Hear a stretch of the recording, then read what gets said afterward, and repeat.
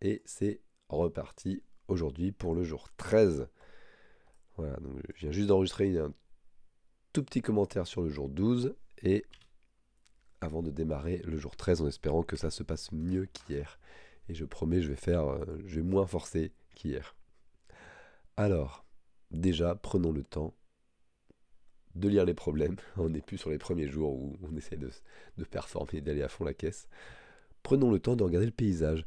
On se rend compte aujourd'hui que notre île du métal, eh ben, elle est en forme de gear, comme on dit, de roue dentée.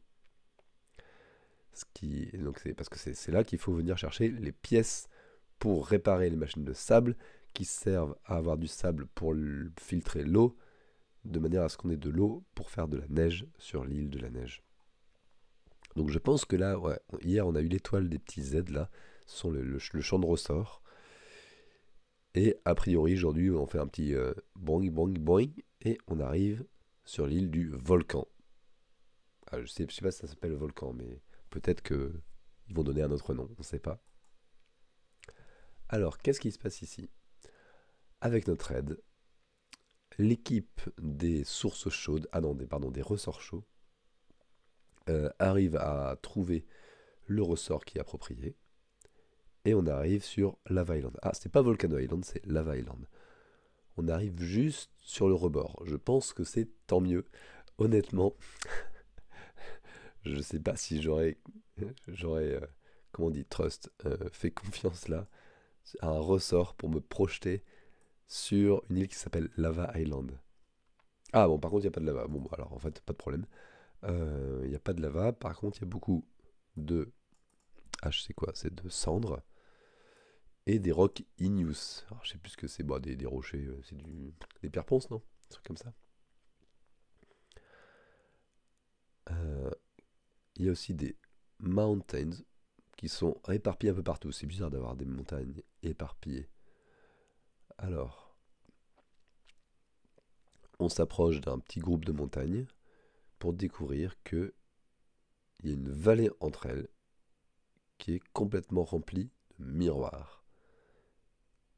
Ah, à mon avis, c'est des miroirs qui permettent de concentrer les rayons du soleil pour produire de la lave. Et là, il n'y a pas de lave parce qu'ils sont pas bien alignés.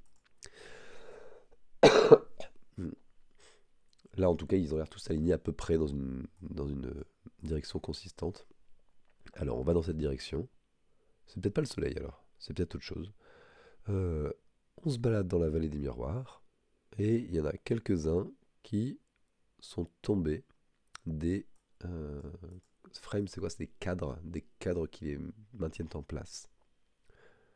Les miroirs sont très plats et brillants, et de nombreux miroirs qui sont tombés se sont, ah, sont arrivés dans la, j'ai oublié, dans la cendre, dans des positions particulières. Comme le terrain est tout d'une seule couleur, tout gris, c'est difficile de savoir où est-ce que c'est sécurisé de marcher, ou où est-ce qu'on risque de tomber dans un miroir. Et donc il y a des patterns de points de H et rock. Alors là, on démarre la lecture du problème, proprement dit. Donc l'ascend.rock c'est dièse. Et donc comme on marche, euh, il faut analyser les patterns pour se rendre compte de où sont les miroirs. Par exemple, ici, je comprends rien. Ah, euh, H et rock. Ah non, H et rock. Il n'y a pas, et les miroirs, ils sont là. Ah, to find a reflection in each pattern, il faut trouver une réflexion parfaite, horizontale ou verticale. Alors, le premier pattern, il est où? Ici. Ok. Et la partie de gauche, on s'en fiche alors? Pourquoi on ne prend pas la première colonne?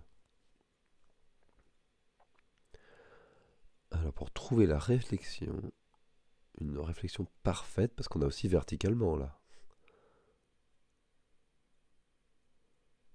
Alors, between two columns ou between two rows, donc entre deux lignes ou entre deux colonnes.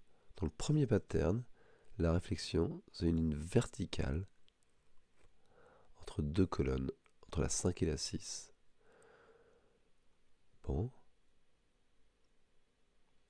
Alors, comme la ligne n'est pas parfaitement au milieu, il y a une partie du pattern qui ne peut se réfléchir nulle part, et donc on l'ignore. Ok, donc la première colonne, on l'ignore.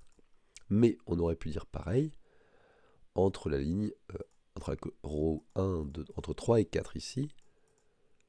On est symétrique, non? Ah non, on n'est pas parfaitement symétrique, parce qu'ici, là, il y a un dièse, et ici, il y a un point.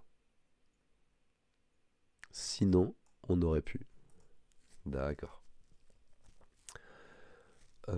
Ok.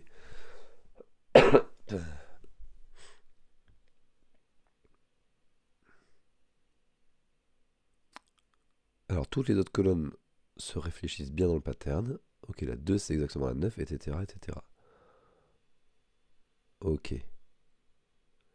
Alors, le second pattern, est-ce qu'on peut le trouver avant ici? Est-ce qu'on arrive à voir vertical, on dirait? On dirait qu'on a pattern vertical en ignorant la première ligne. Horizontal, il n'y en a pas.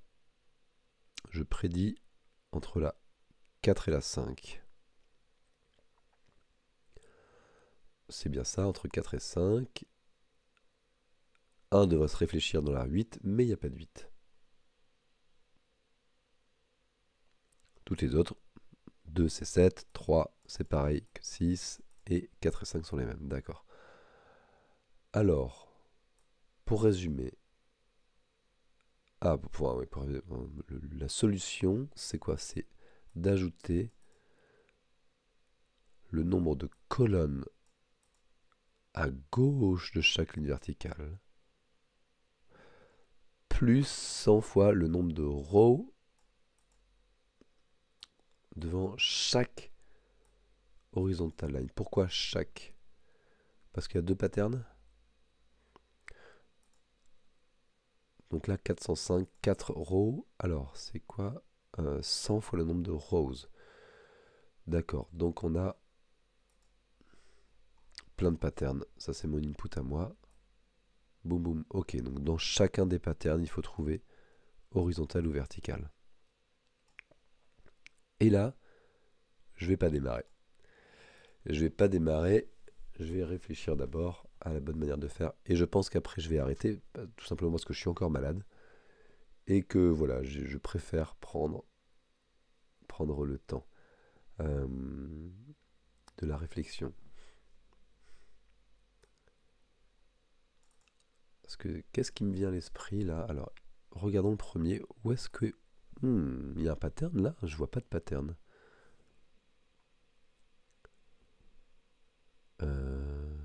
Ah. Ah, c'est incroyable. Alors déjà le premier, je vois pas, j'arrive pas à voir à la main. S'il y a quelque chose en bas là.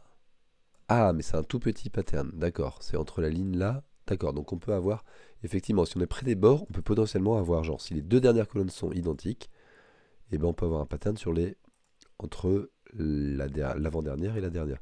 Donc là, on a un pattern entre une ligne entre ces deux lignes là. Euh, a priori, ce que je me dis là, c'est que travailler sur des listes, ça va pas être génial. Parce que... Ouais, il faut travailler avec déjà, il faut travailler avec des matrices, je pense, pour pouvoir facilement faire des parcours en ligne ou en colonne. Si jamais on avait une liste de listes, et ben en fait c'est compliqué de parcourir verticalement. Je parle à une liste chaînée, hein, avec par exemple une liste chaînée en Haskell.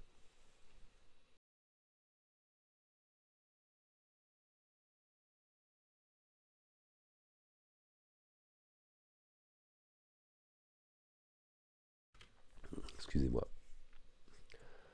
Euh, donc dans ce cas, j'ai envie d'avoir un code qui est assez symétrique. Je ne sais pas si c'est tout carré. Hein. Est-ce qu'on a des choses qui sont carrées à chaque fois? Pas forcément. pas forcément. Mais c'est pas grave. Symétrique ou sens, moi je vois tout de suite, j'ai envie d'avoir quelque chose où je peux échanger ligne et colonne et avoir le même code qui soit utilisé pour les deux en passant I et J, ou J et I. Alors faut voir d'ailleurs comment on fait en pratique, mais... Ou alors... Ou alors une autre possibilité, parce que mine de rien, I et J, on peut pas juste les inverser. C'est-à-dire que dans le code, on est bien obligé de mettre crochet I, crochet J. Une autre possibilité, ce serait de transposer la matrice. Euh, donc c'est-à-dire que par exemple, je cherche, admettons, je cherche une ligne horizontale, et ensuite je transpose la matrice par la diagonale, ting, ting, ting, ting, ting, ting, ting, et je fais à nouveau une recherche de l'horizontale, qui du coup deviendra une verticale. À mon avis, c'est le plus propre de faire ça. Même si ça nécessite de transformer la matrice, au moins ça me permet d'avoir vraiment le même code et, moins risqué de faire des erreurs d'indice. Euh, Sinon, il y a un risque qu'il y ait un algo qui fonctionne et l'autre il fonctionne pas complètement. Donc je vais partir sur cette idée-là où... Ah, je suis encore dans la lecture. Hop, allez. Ah, j'oublie tout le temps maintenant. Ouais, j'arrive pas à me souvenir de choses là quand je suis malade. Euh, donc admettons, je veux juste faire horizontalement.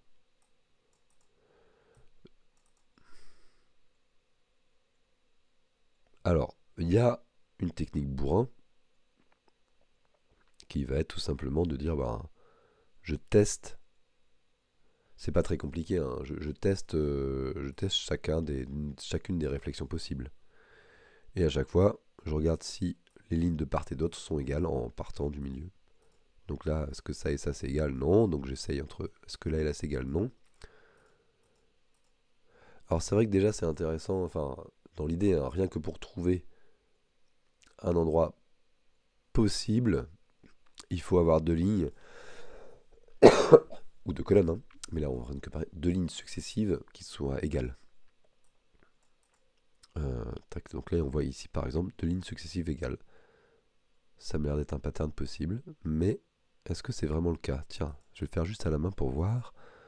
Là c'est bon. Là c'est bon. Ah, et là il y a un problème. La ligne ici n'est pas la bonne. Donc on peut très bien avoir deux lignes au début qui soient correctes et ensuite ça ne va pas. Ensuite j'ai deux lignes ici qui sont correctes, donc c'est potentiellement... Alors là c'est intéressant. Imaginons que j'ai plusieurs possibilités. Est-ce qu'il y a quelque chose qui nous garantit qu'on est soit horizontal soit vertical? J'y avais pas pensé ça, mais là je vois que ici je vais être horizontal là et... Bon, j'ai rien de vertical. Mais en regardant j'avais l'impression que c'était peut-être possible. Je vais re-regarder la description. Euh,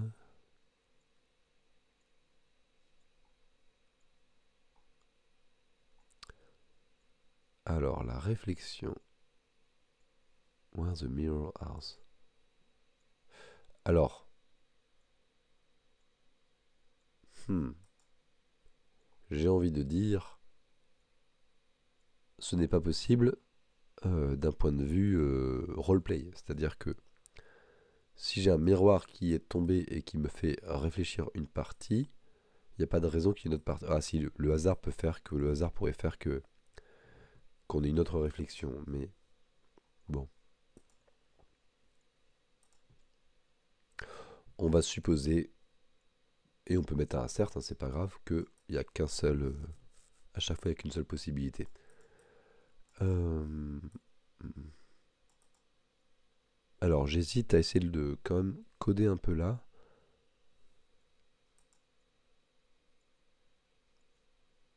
Mais je sais pas si j'ai suffisamment de temps en fait. Là il y a les enfants qui vont bientôt arriver à la maison.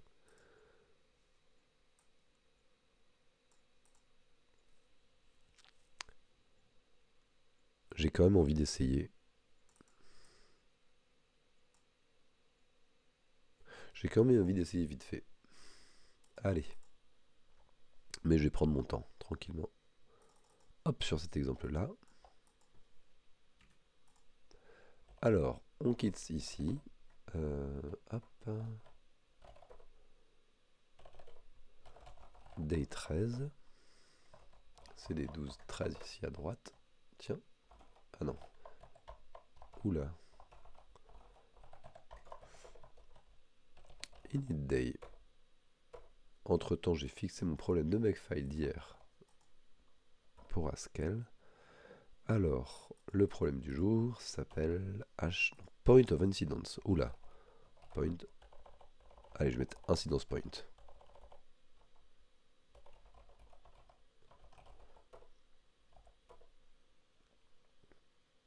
Alors, question, Haskell ou Python?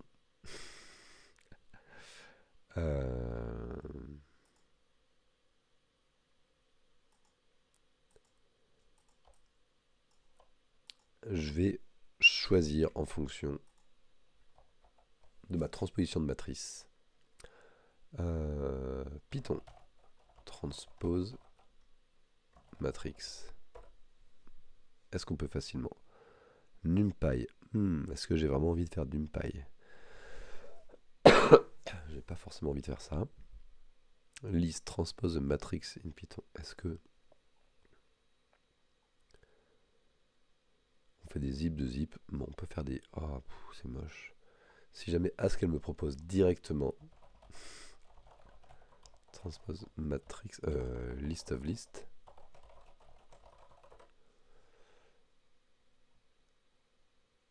Alors, list of strings. C'est ça que je veux faire en fait. Alors, il me propose quoi? Bon, il propose de...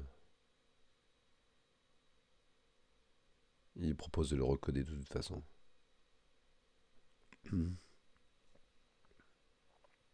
Test, machin.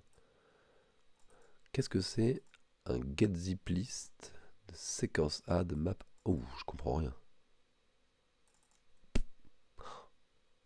Je sais pas comment ils font ça. Hein. Et là ici, il faisait quoi? Une liste vide, ça fait une liste vide. Et sinon, X, on va mapper head, donc on récupère la tête de chacune des listes.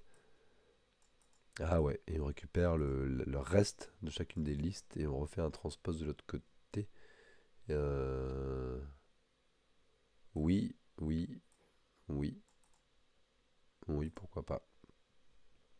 Bon, en fait ça m'aide pas beaucoup à choisir entre mes deux langages.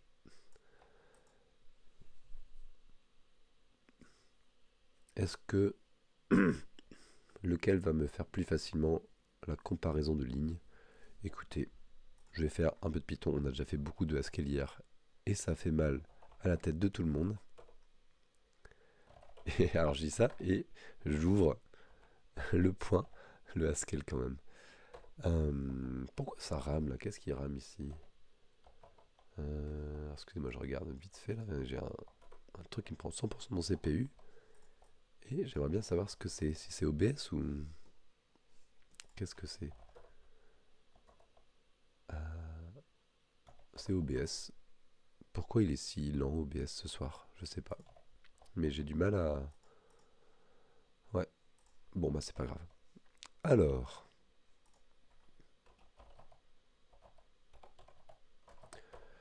déjà il faut récupérer tous mes groupes. Il faut que je les sépare. Comment on fait? For line in. En fait, j'ai envie de récupérer tout mon stdin d'un coup, mais je fais jamais ça en Python, donc je sais plus. Python get all stdin.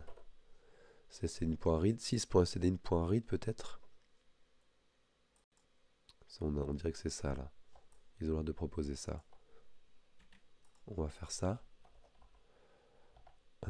All in égale 6.stdin.read.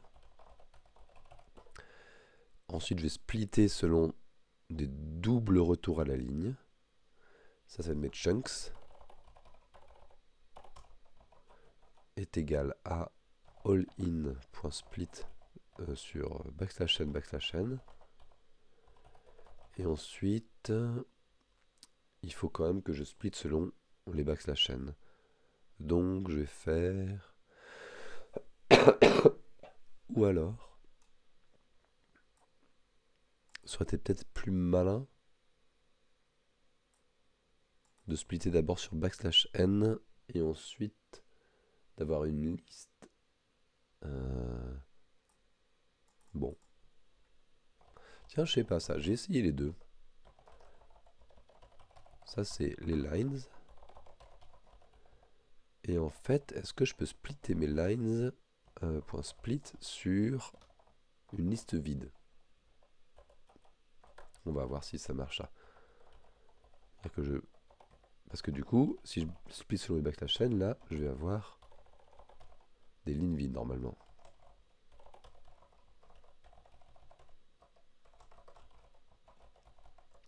Est-ce que ça me fait des vrais chunks, ça?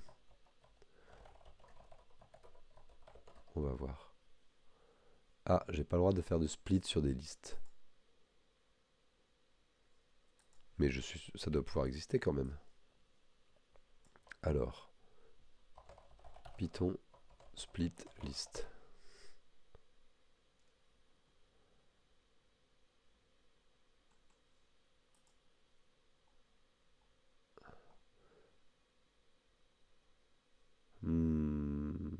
Bah non, apparemment, sur une condition, bah non, apparemment, on ne peut pas trop. Bon, il y a peut-être une... Bon, alors, ou alors je vois pas directement, mais... Bon, bah je vais revenir sur mon... mes chunks. Je vais splitter d'abord sur les backslash n.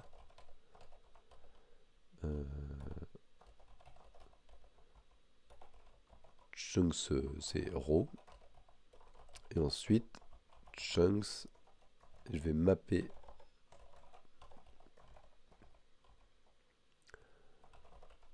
sur chunks. Ah non, c'est pas row comme ça.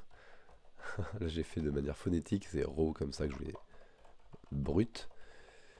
Et il faut sur chacun, je mappe la fonction qui a qui est un chunk, fait un chunk.split de backslash n.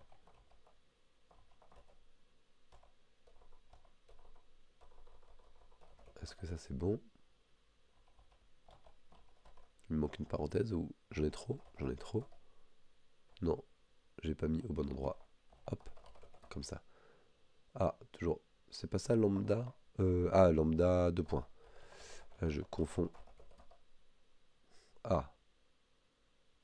Quoi? Comment on fait la fonction lambda déjà en Python? Mince. C'est ça de faire du Haskell et du Python en même temps. Python lambda.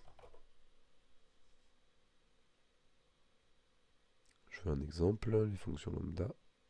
Hop, allez. Donc comment coder? Je vais avoir des fonctions lambda là. Lambda nombre, bah c'est bien ça. Qu'est-ce que j'ai oublié? Invalid syntax.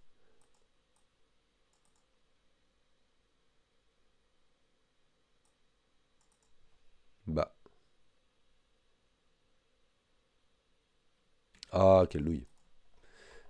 Hop, j'aurais dû me douter quand il n'y avait pas la bonne couleur. Alors, j'ai l'impression que ça va.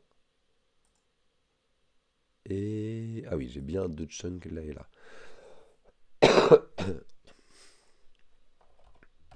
Alors, ma fonction verticale def find horizontal reflection.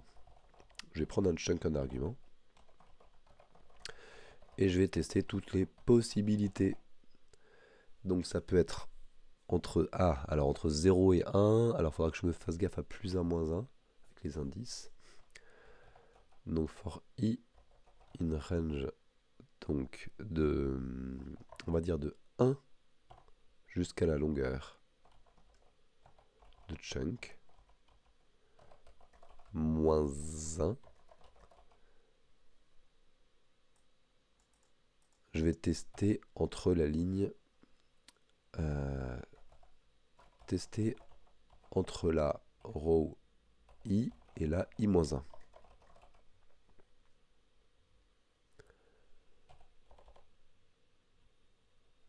Hop, alors, if isReflection chunk i, très content, return, et donc là je dois retourner le nombre de lignes qu'il y a avant. En fait c'est i du coup. Je pense que c'est i. Et isReflection c'est quoi? Chunk de i, c'est on va parcourir, on va vérifier, on va faire for delta i. Donc ça c'est ce qui va me permettre de calculer. Je vais faire i plus delta i et i moins 1 moins delta i. In range. Et là on va partir de 0 jusqu'à... et là il faut que je fasse un min entre les deux extrêmes. Un min entre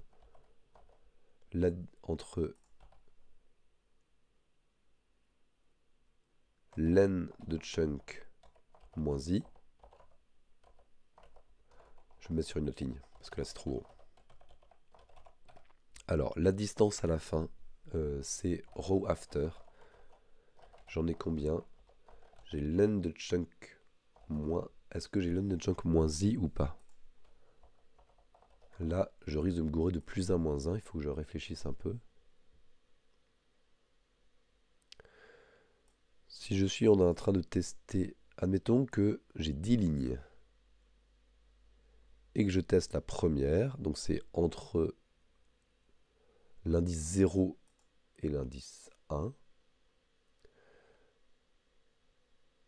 Eh bien, je peux faire aller de 1 à 9. Donc plus 8. Donc c'est chunk moins 1 moins i. Quand i vaut 1, ça me fait 8. Row before, c'est de 0 à i moins 1. C'est i. Le nombre de lignes avant, c'est i. Le nombre de lignes après, c'est tout ça. Et donc, je dois aller jusqu'au minimum de ça, plus 1. Le range de min entre row after et row before. Mais plus 1 quand même, je crois. Parce que ça doit être inclus. C'est-à-dire que là, au début, quand i vaut 1, j'ai exactement une ligne avant. Ah bah non, il faut que j'aille de 0 à 0.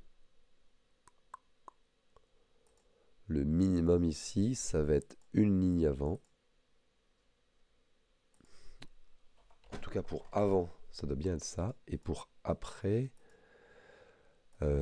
admettons que je teste entre la 8 et la 9. Donc je passe 9 en argument. Il faudra que ça fasse 0. 9 en argument, ça fait 10 moins 1 moins i, ça fait 0. Alors que ça devrait faire 1. J'ai un problème là. Je pense que c'est len chunk moins i. Row after. Si je passe 9 en argument, j'ai exactement une ligne après. C'est la ligne 9 en fait. Ok. Alors là, il faut que je compare. If chunk crochet i, alors i plus delta i.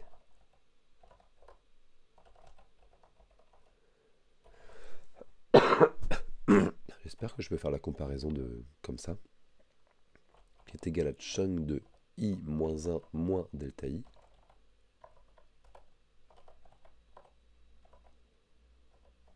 Donc là, je compare. Et en fait, non, je veux regarder s'ils sont différents. S'ils sont différents, return false. Et enfin, return true. Alors, ma partie 1, ça va être quoi? Eh ben, je vais essayer de faire que des trucs horizontaux pour l'instant. Donc, pour ch in chunks, eh bien, res1 plus égale de ma recherche de ma réflexion.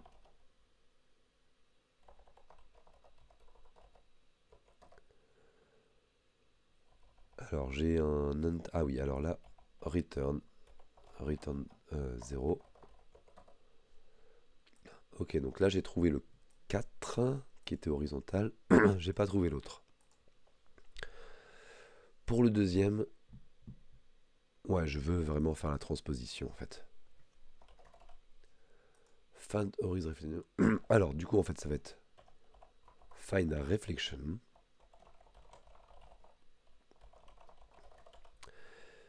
Et la réflexion, def find reflection, je vais chercher d'abord horizontal, res égale find horizon reflection de chunk. Si je trouve if res, d'ailleurs je vais mettre pas envoyer 0, je vais renvoyer none. If res différent de none, je return 100 fois res. Sinon, je return find vertical reflection. Et la réflexion verticale, c'est de faire d'abord la transposition. Chunk, c'est ch2 égale transpose de chunk. Et ensuite, je cherche la réflexion horizontale sur ch2. Et il ne me reste plus qu'à faire ma transposition. Du coup, ma transposition, je me le fais comment? Def transpose. J'ai pas envie de me faire avec des zips, etc. et de m'embêter. Oh. Est-ce que je recopie ce que j'avais trouvé sur Python là? Ils font comment les gens? En fait, c'est hyper simple. Zip étoile. Parce que étoile. Ah oui, zip étoile, ça va transformer.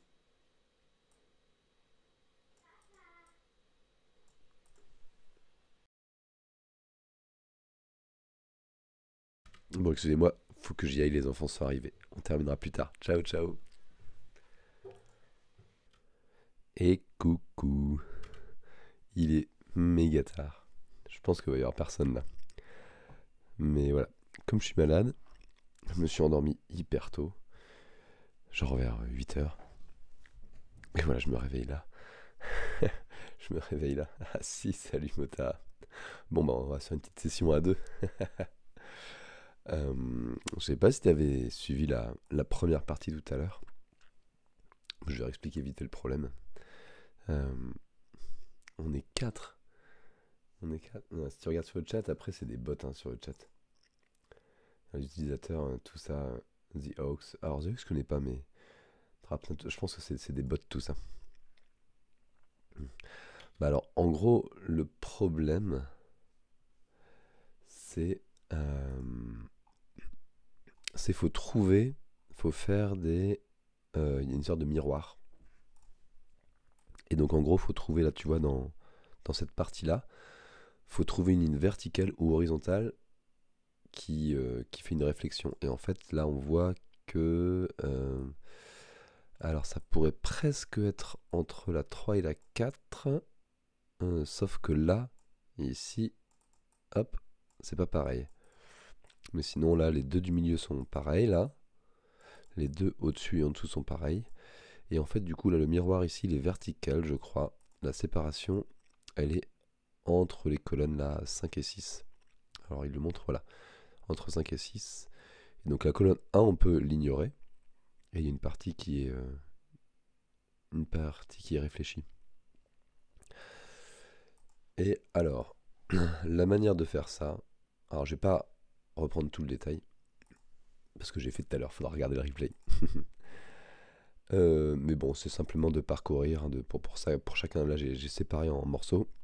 Et pour chacun des morceaux, j'essaie de trouver les réflexions qui sont soit une réflexion horizontale, soit une verticale. Et la verticale, en fait, il faut faire la transposition simplement, c'est le plus simple. On fait la transposition, comme ça on a exactement le même algo. On fait la transposition de chunk, donc c'est symétrie on fait une symétrie par diagonale. Et ensuite on refait trouver la réflexion horizontale. Et trouver la réflexion, c'est en fait tester toutes les possibilités. C'est-à-dire que là, si je reprends mon code, et ben là, et ben je vais tester est-ce que entre 1 et 2 ça marche, est-ce qu'entre 2 et 3 ça marche, entre 3 et 4, etc. Et à chaque fois pour une ligne, c'est juste tester, quand je teste si ça marche, et ben je pars du milieu, et puis je teste les lignes qui sont juste côte à côte, puis écarter de 1, puis écarter de 2, puis écarter de 3, et voir si elles sont pareilles. Alors j'avais pas eu le temps de terminer, j'étais juste à la fin en train de dire, tiens, comment on fait la transposition. Et en fait, la transposition elle est hyper simple en Python. C'est vraiment super sympa. On fait juste un zip de étoile chunk. Alors là, c'est magique, c'est-à-dire que étoile chunk, ça me transforme en fait. Donc là, chunk c'est une liste, et ben ça me transforme ça en tous les arguments, comme si à zip je passais les arguments, la premier élément, deuxième élément, troisième élément. Donc en fait à zip là je lui passe toutes les rows une par une, et la fonction zip, elle, elle prend les éléments un par un, et puis elle les rassemble. Alors je peux montrer vite fait ce que ça fait sur un Python. Si on fait zip de ABC et de DEF, alors il faut que je alors hop, il faut que je convertisse ça en liste. Et ben on voit qu'il m'a mis A et D ensemble, puis B et E, puis C et F. Et si je rajoute un élément là, F, G, H, I, hop, et ben là il va me faire le premier élément de chaque A, D, G, puis ensuite B, E, H, etc. Et alors quand ça c'est dans une liste, on se dit ah mais on est fichu parce que... Mais en fait Python est vraiment extraordinaire. L est égal machin. Et ben en fait, si je fais étoile L, alors j'ai pas le droit de faire ça. Ah oui, c'est que quand on a un argument. Si je peux faire zip L, ça marche, ça doit rien faire j'imagine. Ça va juste zip L tout court, ça fait rien. Ça met tout dans une juste... ça nettoie rien. Mais si je fais étoile L, ça va enlever un niveau de parenthésage. Et là on retrouve bien ce qu'on veut faire. Ce qu'on peut le voir avec print par exemple. Print L, ça fait ça. Et si je fais print étoile L, voilà, print étoile L, c'est comme si j'avais fait print de ABC, DEF, GHI. Donc ça transforme ça transforme une liste de choses en juste les arguments. Et ouais, donc c'est vraiment très fort. Donc ça c'est la transposition, facile. Ensuite j'avais un petit souci de plus ou moins 1 qui faisait ça marchait pas sur ma partie, mais là, en fait, là c'est bon. Python make pmine. Donc là sur tout mon input, j'ai réussi à trouver la valeur. Et ça a fonctionné. Ça a fonctionné, c'est la première partie. Et alors j'ai terminé la première partie en offline. Aussi parce que je voulais avoir le temps de réfléchir à la deuxième au cas où pour éviter de faire des trucs horribles comme hier où je passe 2 heures à me galérer. Donc là, je veux dire que j'ai déjà réfléchi à la deuxième et j'ai déjà des idées comment faire. En vrai, c'est plus facile qu'hier. Donc je pense que j'aurais peut-être pu le faire directement en live. Là, ils expliquent qu'en fait, dans chacun des chunks, c'est pas vraiment ça. C'est-à-dire que chaque miroir a une petite partie qui est un smudge. Et donc, il y a en fait une différence. Il y a un point qui devrait être un dièse et un dièse qui devrait être un point. Ça veut dire que ici, au lieu que ce soit verticalement qu'il y ait une séparation, qui est la symétrie verticale, et bien en fait c'est ce que je disais tout à l'heure, c'est-à-dire là ici, si jamais ce dièse, il y avait un dièse ici, ou l'inverse, si jamais ce dièse était un point, et ben on aurait quelque chose, on aurait une séparation horizontale là. Et c'est exactement ce qui est là, ce qu'ils expliquent, de dire bah voilà en fait maintenant c'est ça, il faut trouver les endroits où s'il y avait un truc de différence, on trouverait la séparation. Alors, la manière de faire, la manière qu'il faudrait pas faire, ce serait de brutalement de tester tous les endroits, de dire tiens, pour chaque chunk, là on va dire je prends ce chunk là, et bien chacun des caractères, je le transforme en son opposé, successivement, et je fais une recherche. Parce que là ça commence à être très gros. En fait ce qu'on va simplement faire, c'est faire comme tout à l'heure une recherche de symétrie, sauf que au lieu de s'imposer ce que ce soit exactement égal des deux côtés, on va s'imposer à ce qu'il y ait au maximum une seule différence entre toutes les lignes visibles. Alors j'ai visible, c'est-à-dire que là par exemple on voit que ici ça va être là la symétrie, et là la dernière ligne en fait elle fait pas partie de la symétrie du coup. Là on va faire la symétrie que sur les trois premières et les trois suivantes. Et celle-là, eh ben, si on avait plus de place en haut, elle serait réfléchie comme une ligne 0. Donc ça je pense que ça va pas être trop difficile à faire en fait. Et en fait, ce que je vais transformer ma manière de faire, c'est-à-dire que sur ma réflexion, alors je vais mettre comité en attendant. Hop, GCM, partie 1, day, partie 1. Comme ça, j'ai sauvegardé ça. Et donc là, dans ma réflexion, alors, find horizontal réflexion, là c'est là que je vais tester toutes les lignes. Ok, donc là, si c'est une réflexion, c'était ici, là. Donc là, pardon, j'ai pas mis le code. Dans la réflexion, c'est ici que je vérifie si les deux lignes sont différentes. Dès que c'est différent, je retourne false. Donc au lieu de faire la différence, on va faire l'égalité, on va faire diff égale differences entre les deux lignes. Ce qui me permettra d'avoir la partie 1 et la partie 2 encore. Alors, si diff est strictement supérieur à... Là on va rester sur la partie 1, strictement supérieur à 0, return false. Ouais, c'est ça, j'ai créé un compteur qui ne doit pas dépasser 1. Mais j'ai envie de faire un petit peu mieux, j'ai envie de garder aussi la partie 1. Et donc ce que je vais faire, c'est je vais chercher toutes les différences et à la fin, si le compteur c'est 0, c'est une symétrie pour la partie 1. Si le compteur est égal à 1, c'est une symétrie pour la partie 2. Et sinon, c'est pas une symétrie. Et les différences... Alors, différence entre la ligne 1 et la ligne 2, c'est quoi? Eh ben,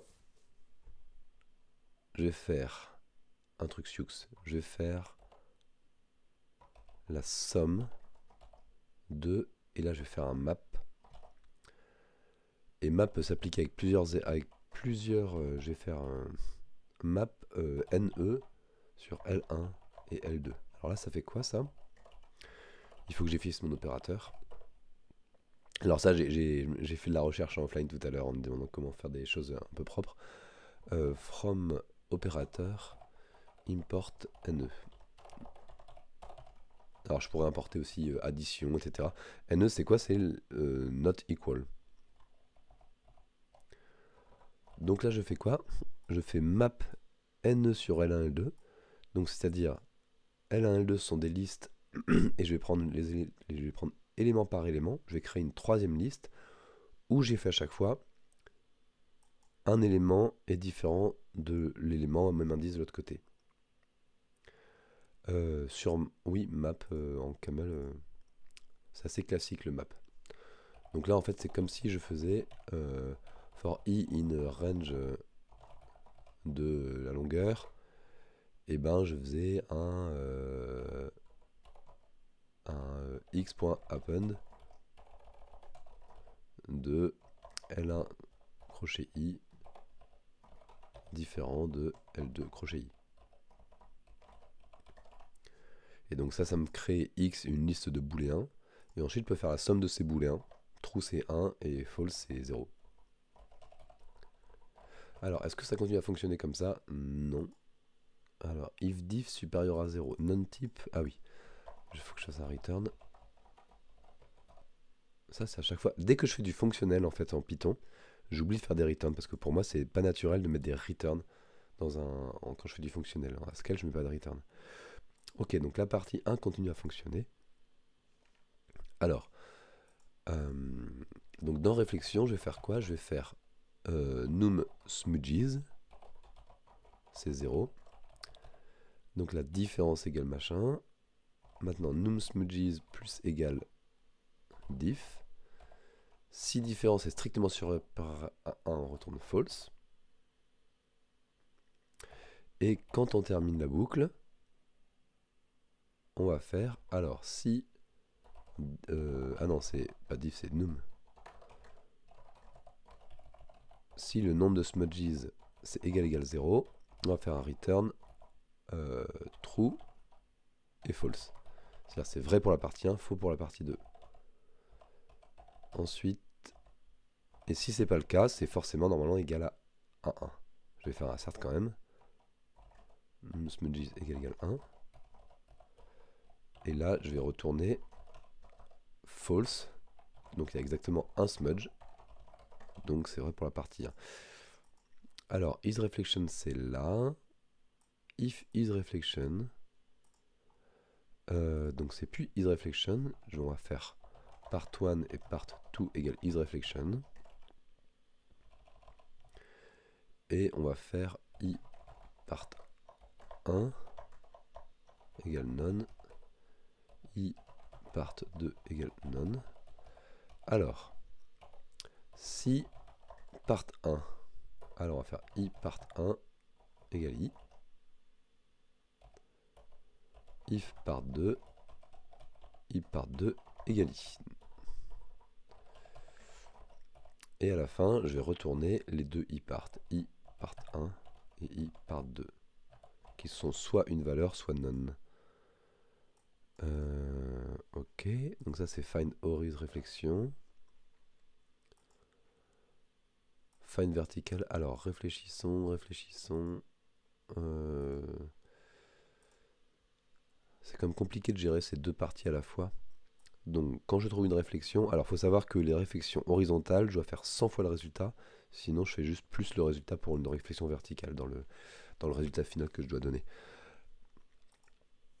Alors, res égale find horizontal reflection. Donc là, c'est pas juste résultat, c'est res 1 et res 2. C'est i part 1 et i part 2.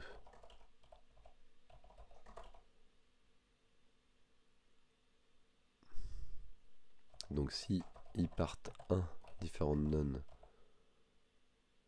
je vais avoir res 1 égale 0, res 2 égale 0. Est-ce que ça va faire bien comme ça?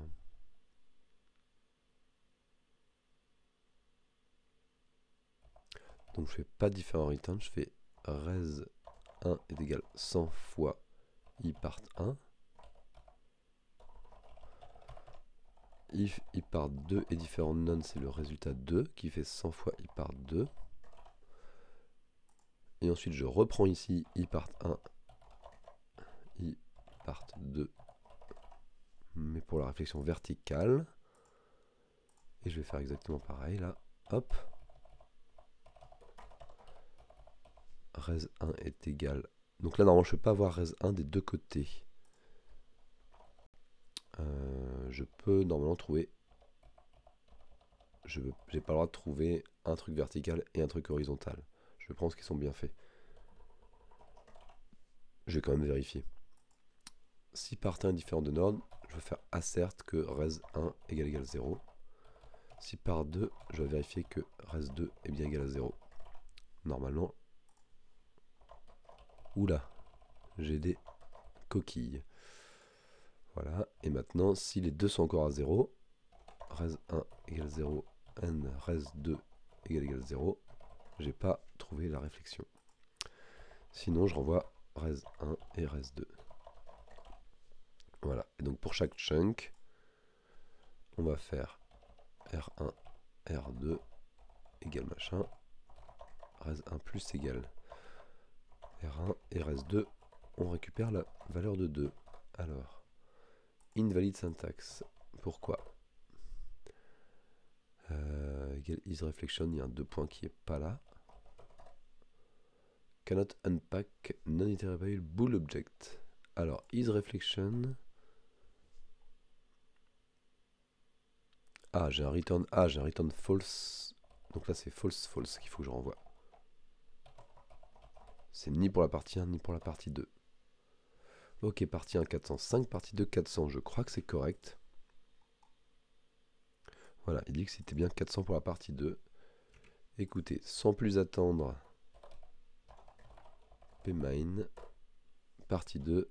On va vérifier tout de suite.